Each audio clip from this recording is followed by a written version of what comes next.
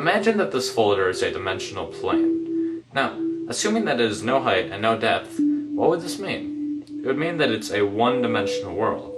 So if, hypothetically, an organism was living inside of it, it would only be able to move in a linear path forward and backwards in a straight line.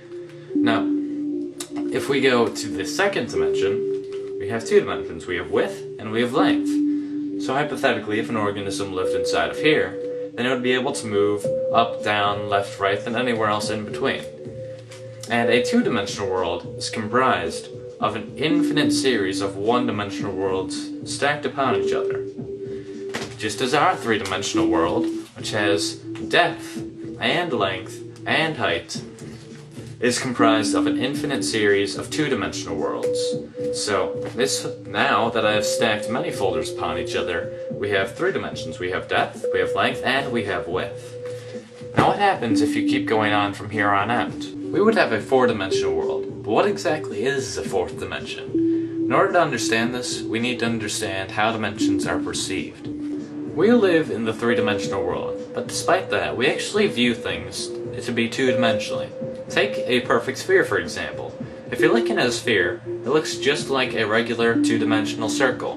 The only way that you can tell it's an actual sphere instead of a circle is because of the hues of light on it. So just like in a two-dimensional world, if a organism in the two-dimensional world was looking upon a circle, the light would make it appear to be lighter at one end and darker in the middle. Also, if an object is moving closer and farther away from you, you don't actually perceive that it's getting closer and farther away. You see that it's getting smaller or larger, and then you assume that it's getting either farther away or closer. But let's say that an object was to grow in perfect equilibrium, so that it was growing at the same speed that it was shrinking as you move it farther away.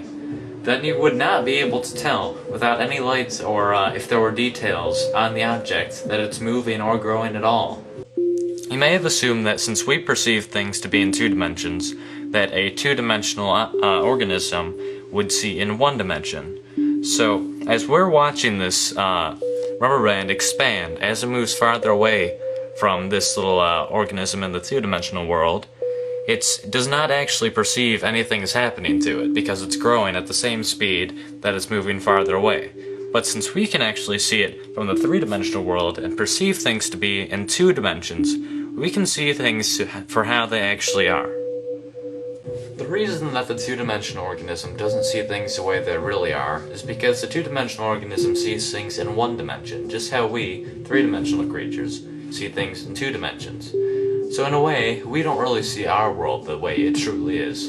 A four-dimensional creature, however, seeing our three-dimensional world in three dimensions, would be able to see through things. It would be able to see absolutely everything, just as we could see if there was several organisms spread along a 2D environment on your floor. You would be able to see inside houses. You would be able to see inside of people. So if a two-dimensional world, a flat surface, is just made of an infinite amount of lines, then the 3D world is just made out of an infinite amount of planes.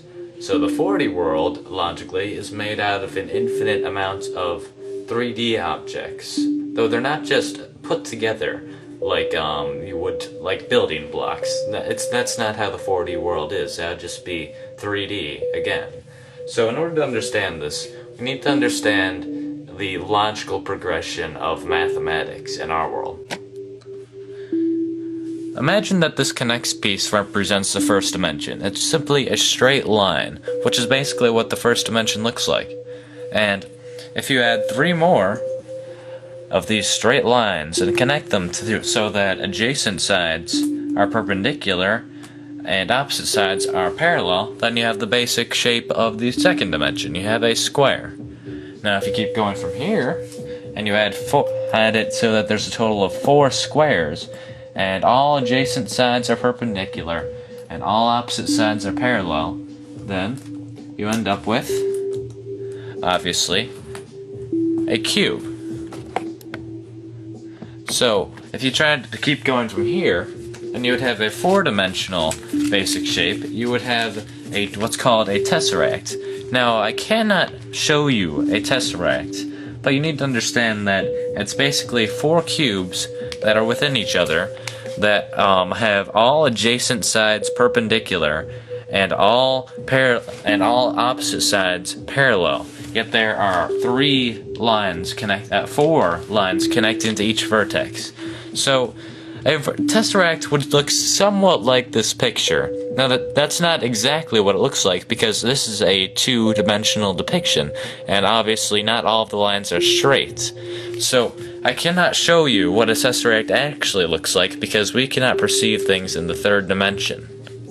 You cannot even imagine what a tesseract looks like. You cannot in your mind picture the 4th dimension or a 4th dimensional shape. And you can keep going on from the 4th dimension even. You can go to the 5th dimension, the 6th dimension, the 71st dimension. It doesn't matter. Theoretically, there are an infinite amount of spatial dimensions. A common misconception of the 4th dimension is that the 4th dimension is time.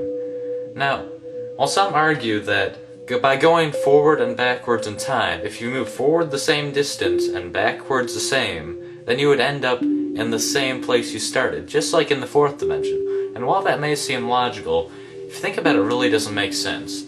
If you imply that the 4th dimension is actually time, well, first of all, time is not spatial. There's a difference between space and time, quite obviously. And assuming that all dimensions are according to a pattern, then that doesn't really make sense either, because saying the 4th dimension is time, every dimension has time in it, so that would mean that the 4th dimension is special in some way, which doesn't really make any sense. Another reason this doesn't make sense is that we very, very, very slightly travel through time whenever we move due to the distance that light takes to get to our body. Now, if a group of astronauts were to get in a spaceship and they were to go very, very, very close to the speed of light, then they went around in this impossible, nearly the speed of light spaceship for a few months, and then afterwards they returned to Earth. They would find that Earth had actually progressed a few years, so they had moved forward in time by moving that quickly.